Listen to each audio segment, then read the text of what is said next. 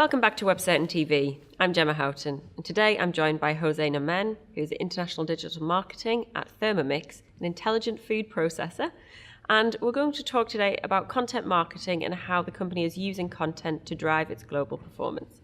Hi, Jose. Thank you very much for being here. Hi, Gemma. Hi. Thank you for inviting me. So, Thermomix is a food processor. It's a product, but you have been diversifying into a lot of online content around the recipes area in order to kind of tie everything together and really help to engage customers. What has been the approach you've taken, and why have you gone that route?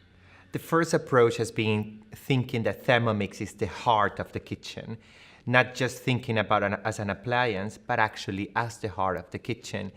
And in that usage, you need to feed that heart.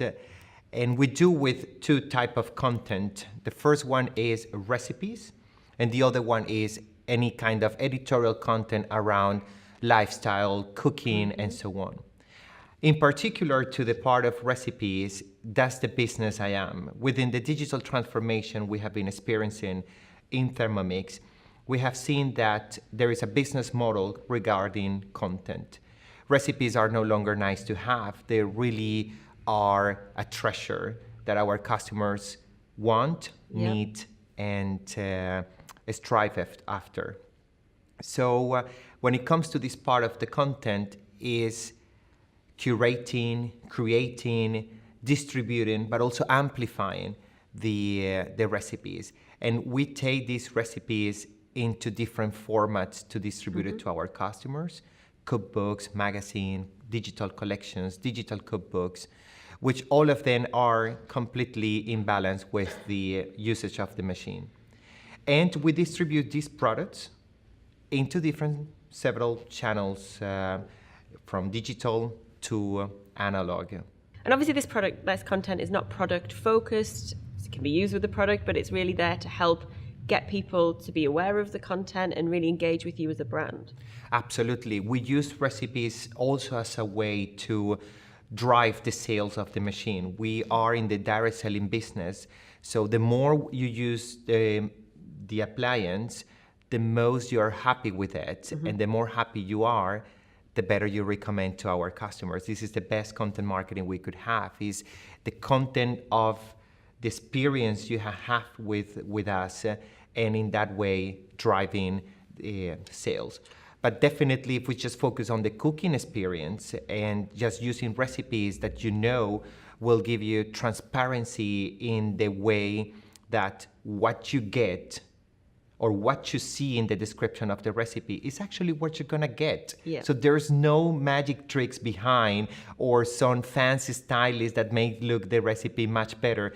Actually, what you're getting in the recipe is what you're getting also out of the whole cooking experience. So. And then how important is kind of then user-generated content with relating to that in terms of, people commenting on the recipe, sharing the recipes, sharing their experiences? I guess that adds an extra dimension to the content element. It is not only because of internal capabilities to build the content in-house, but in all these ideation and planning of content, our recipe developers are experts in bringing the best out of their expertise into these recipes.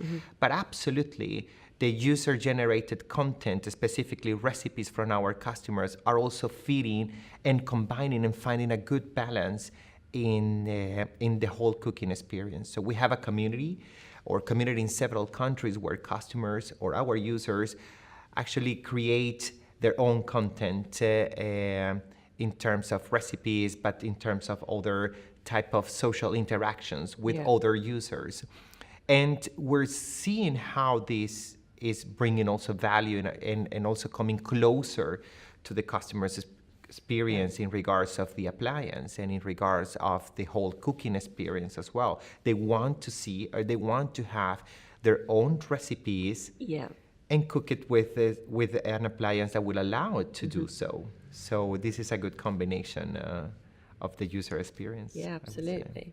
And for business like this, recipe, a really logical step to combine with the product, and that makes a really kind of sensible journey that you could really see clearly that would work. For other businesses that maybe don't have such a clear link, they're thinking, this sounds great, but how could we do that? What process should you go through to really think about the options for creating a content strategy? Absolutely. There are, you could follow the journey through several steps. I think the first step is understanding what the goal is. And the goal from the business point of view, but also from the content point of view. And I explained from the business point of view, it's not just a matter of creating content because it's cool, because we have to do it, because it's just a trend, but you really have to see what is the benefit I'm bringing to my customer through it. And it's just not one way or unidirectional speaking, is actually a way to integrate your customers into it.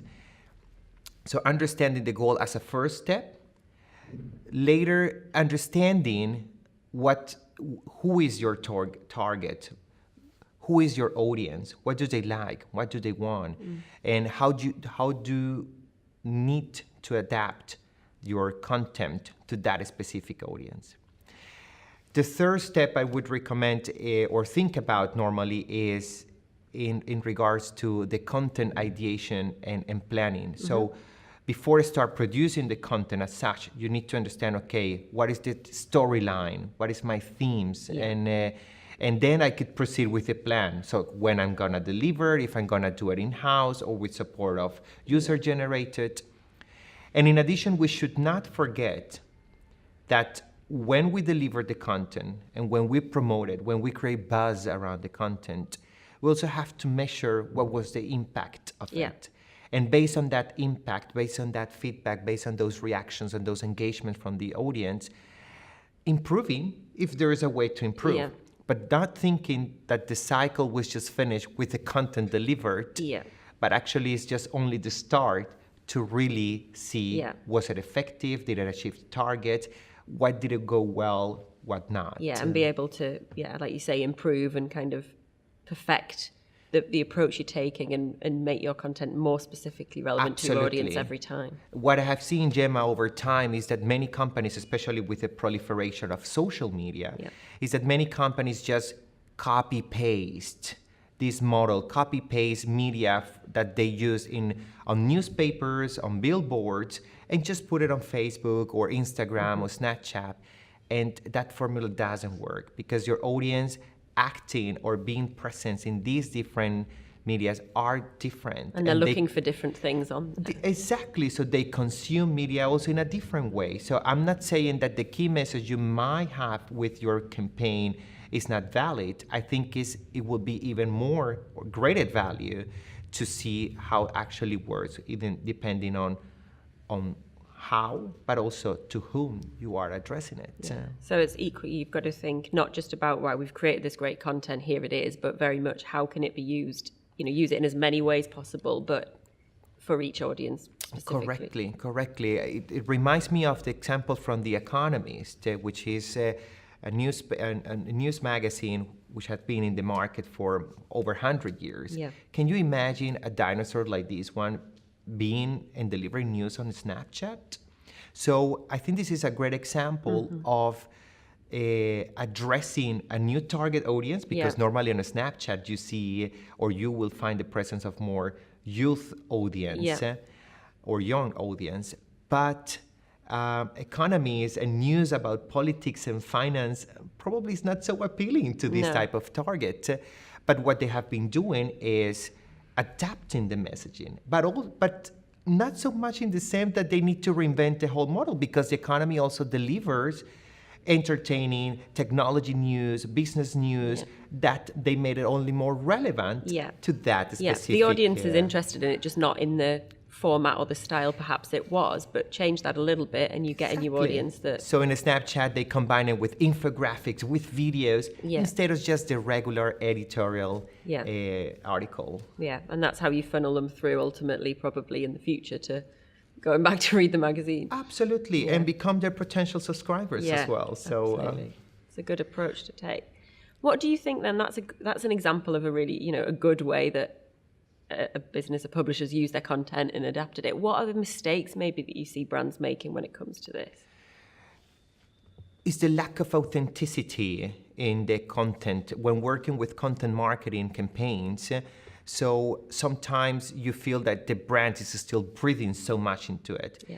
And it's good they do it, but you really have to find, as a marketer, the fine balance in between. And it means that your content has to be authentic, transparent.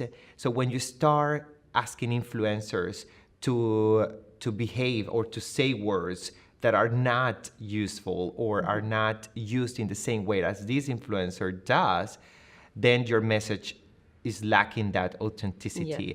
When you're going into formats or channels where you normally would act in a different way than what you normally do, that could create as well a counterproductive effect. So I think you have to find the natural way of handling with this content in a more transparent, trustworthy way, authentic, and basically not only believing that is the brand feeding the user with content, is actually on the other way, so that we really have to learn also a lot from how users are dealing with our brand, with our product, with our services. And in that way, if we want to just adapt or follow that or be inspired by that type of examples, definitely have to be aligned to that, harmonized with that type of format or message or channel, for example. And that links in with another point relating kind of to this huge growth we've seen in content marketing and the fact that it kind of has coincided a little bit with the rise of ad blocking and the general feeling that maybe advertising is starting to turn people off and people just don't want to see that anymore. Do you think that is the case? Is this really, is it the new advertising, but in a different way? Absolutely. I think it is, and advertising is still relevant. What is not relevant is the traditional way of delivering or working advertising. Yeah.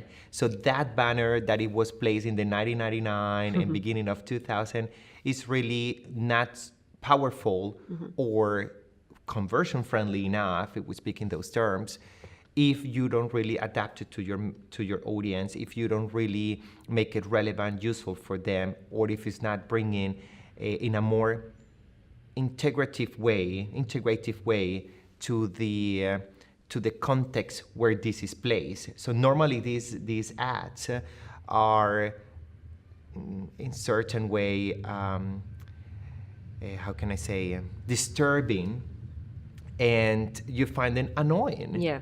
Is this the way you want to be approached? And it links back to the authenticity as well, doesn't it? The fact that, that just feels like this is just a stock message. No, it's just what they're saying, they're pushing out. It's not, they're talking to me. Exactly. So when you are just reading your news and suddenly you see an ad of a site you were visiting, which has nothing to do with the actual customer experience you're having at the moment, so you're being interrupted. Yeah. And that is when advertising doesn't pay off. You're just throwing money away, spending money in a way that your conversions or your metrics will not look fine later to justify to your boss or to the next budget for the next campaign.